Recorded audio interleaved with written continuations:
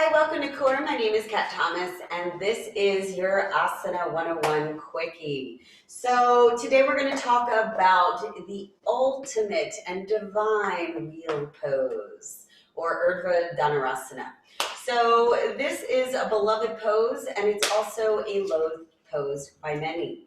It has so many ways that it can stimulate and strengthen the body, all in just one pose. But it takes a while to really not only get up the strength to get there, but the courage to get there, because you are flipping upside down, and that tends to make people feel a little uneasy. So I'm just going to break down a few ways that we can go about it. There's a lot of different variations, but I want to focus on the actual pose itself and the benefits that it can have, your pituitary, your thyroid, opening up and strengthening the whole body and mind and breath.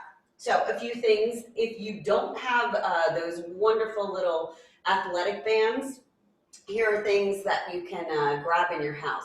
Now, I'm somebody that uses sports bras, so I have a bunch of these. And you want something that's going to limit the range of motion. Now, sports bras have a nice flexibility, but once I go outside that, I can start to feel that I shouldn't be pressing out, and that's what we want to do. You want something that's going to keep your arms shoulders distance, and once you start moving out, you're going to be notified of that. If you have any t-shirts or towels, you can actually have that tied around, and that way you can really guide yourself to the proper alignment.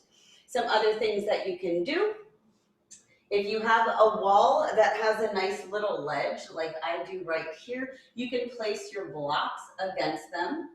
If you don't have a wall, don't worry about it. If you don't have blocks, don't worry about it. These are just ways that I know that I can help myself really adjust, align, and be in the form that I want to be in, and be able to show you also that option. So from here, we're going to find our way down to this beloved mat, because that's where we should be for this pose. I always like to start everything with a nice deep breath in, and exhale, release, get myself grounded, not only mentally, but physically. So sit bones are firmly planted in. So again, to find the proper alignment for our shoulders distance, and you don't have to just use this for Dhanurasana or wheel pose. You can use this for anything. And this will make sure, if you want to go to downward facing dog and you don't want your arms to be in the wrong position, you can use that as well. So I'm going to place my feet on the mat. Yes, feet are flat.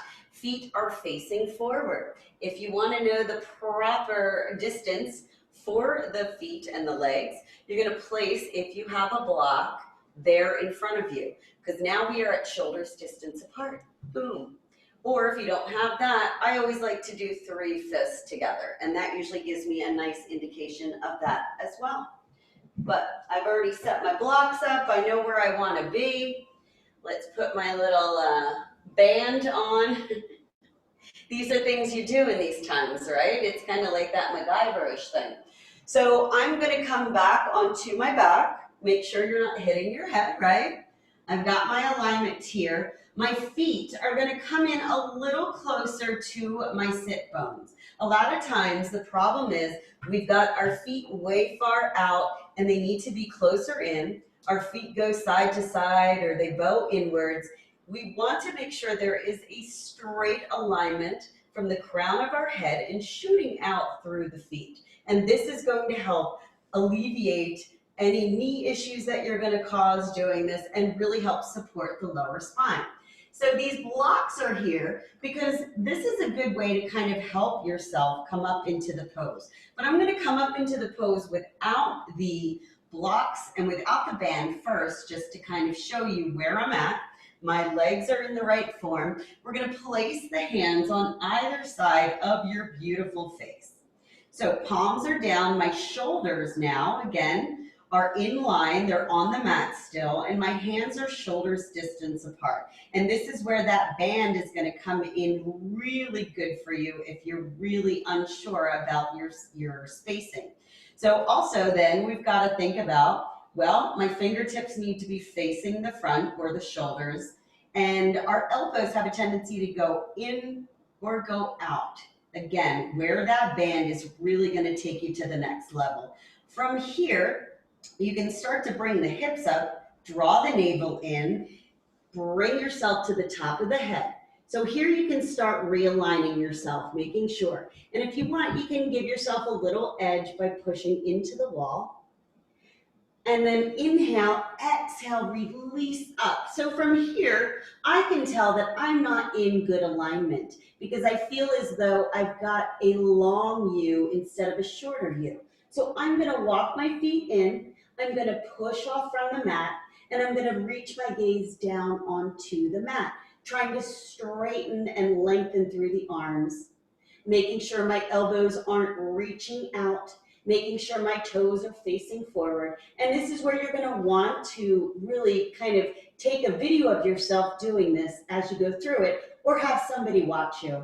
So when you come out, you're going to bend. Your elbows might have that little security from the wall. You're going to come down onto the head. I like to bring my toes, come up to the ball of the foot, and slowly, very carefully start rolling down. Shoulder blades come. Connect one vertebrae at a time and smooth out the spine, drawing the knees into the heart center and just rock gently side to side. So you may need to readjust as you go into it. It's all in the way that your body's going to react. If these are your first few times, you may only be able to lift up for a few moments, and then you want to come down though. It's most important that you're coming out of the pose extremely slow and conscientious. That's where most injuries happen in yoga, is coming out of the pose, not actually trying to get into it. So let me set the blocks up and I'll show you what it would be if you were utilizing the blocks and the bands. And we'll see how much difference it looks like when I do that. So let me just measure it out. Beautiful. All right. I guess I could have picked a prettier sports bra to choose, but all right. So I'm going to get myself set up again, lowering myself down very carefully, bringing the feet flat. Now, you can always look ahead and see if your feet turn out, turn them in. Set yourself up. So if I'm reaching my arms out, my knees are in line with my shoulders, so I know that I'm shoulders distance apart. I'm going to bring my hands flat onto the blocks. I'm going to bring this band down just a little bit. Bring these blocks just a little closer to my beautiful curls. And I'm going to start lifting, pressing up first in the feet. Now, if this is where you are, stay here.